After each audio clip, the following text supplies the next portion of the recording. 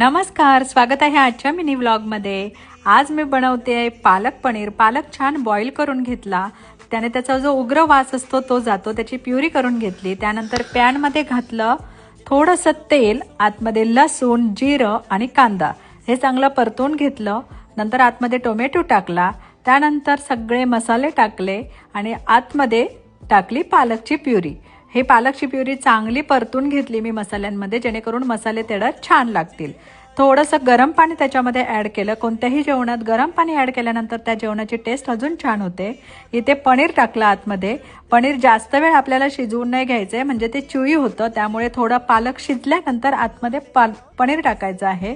पनीर इथे टाकलं, छान तिथे शिजते तोपर्यंत इथे तडका मारायला घेतला। तडकामध्ये मी घी टाकलं, थोडंसं लाल तिखट आणि त्याच्यानंतर त्याच्यावरून तडका दिला आणि छान असं पालक पनीर बनवून इथे रेडी झालेलं आहे। हे पालक पनीर नक्की ट्राय करा, खूप छान लागतं। इथे घेतल्या चपात्या बनवायला। चपात्या ही छान टम्म फुललेल्या आहेत। जेवण तयार झालं, चपाती आणि पालक पनीर। आणि संध्याकाळी मी छान रेट्रो लुक करून गेली गर्ल्स पार्टीसाठी। सो आजचा माझा रेट्रो लुक कसा वाटला ते पण नक्की सांगा आणि व्हिडिओ आवडला असेल तर चॅनलला फॉलो करा। बाय।